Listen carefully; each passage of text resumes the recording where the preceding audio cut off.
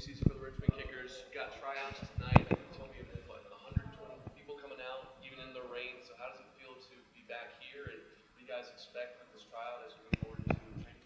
Yeah, the squad's in good position. I think we have 17 players signed under contract. Obviously, we'll have players from DC United also on loan at some point. We have a big tryout event this weekend, 120 plus players, and I believe we have 5 or 6 invited guys into camp. We're just looking to make us a little bit stronger. Hopefully we can acquire 2 to 4 additional players and should be all ready to go for the season. I know last year's in the rear view mirror, but you said towards the end, whatever's going to help us turn this thing around, we're going to find a way to do that. In what ways have you already started to make some changes and look for new talent that could help and change the mentality as you go? Well, the great thing from last season, we were able to put a lot of the young guys in, had a lot of opportunities for them for the latter part of the season, certainly improved performances over that period. This year, there's really, we were looking for players with USL experience. We were looking for a little bit more power, strength, and mobility in midfield. We wanted to get a naturally left-footed left back in place, and of course, we needed people who were going to create and score goals for us, which was the huge thing. I think we've secured all those 4 pieces, so I think we're in good shape. How ready were you to get the season underway?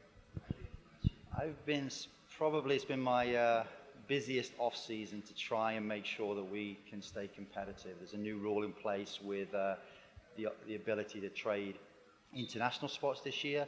We've done a little bit of that in the market, moved a couple of international spots to pick up some salary opportunities, and we may do a little bit more in that regard. So that will allow us to be more competitive. I think we've acquired as many important pieces as we could at this point. We had a big signing today, Mikel Williams, Trinidad Tobago national team player. And like I said, I think we get 1 or 2 more pieces in, we'll be in good shape. I think it was safe to say last year was probably the most, newcomers that you had to play. This is probably a long time. Looking back, how beneficial was that for you as you go into this season and you're not relying on? Yeah, as I said at the start of that season, we were a little tied with what we could do with our roster, so we were kind of stuck.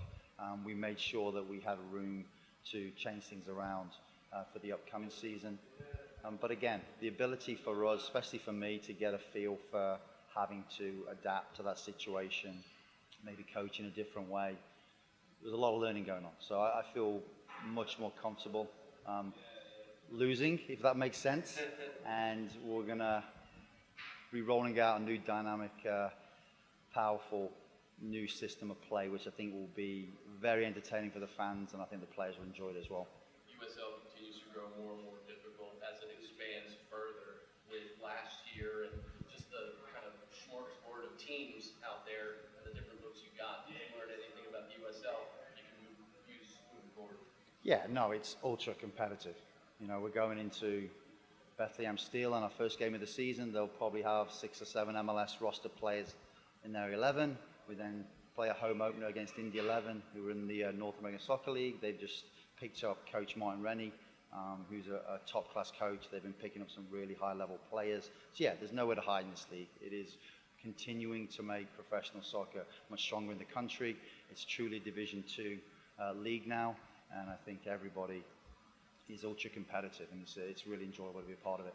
I don't know if you can talk about it now, but I know the last 4 years you had an English Premier League team.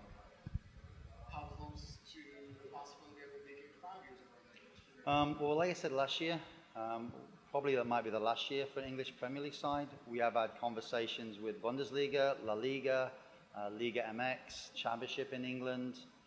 So there's a lot of possibilities. It's, as I've said numerous times, very difficult to secure. But right now, I think we have 1 or 2 possibilities, and that again is always one of my main targets, to try and secure maybe 2 games this year, but hopefully we can secure 1 in the next months. When you look at those attendance numbers last year, breaking records and whatnot, despite the losing season, does it amaze you still, the enthusiasm that this town has for the Richmond Kickers, winning or losing each year? No, it doesn't amaze me, because look, you've seen it in our crowds now. It's all about the atmosphere. You see it across the world. You see it very much in MLS as well now. It's about the atmosphere. It's about creating your own authentic experience. That's where the fun's had. Yes, you want to win. Yes, you want to make it entertaining. That's absolutely my job to make that happen. But we're going to build on it. I think Section O, we want to open up to more supporters groups. We want to make sure that we can get 400 fans packed into that section, and that will be a big part of us, growing that atmosphere. So again, you know where I'm going with this: 8,000 people every year, and make it the #1 sports entertainment in Richmond. It's going to happen.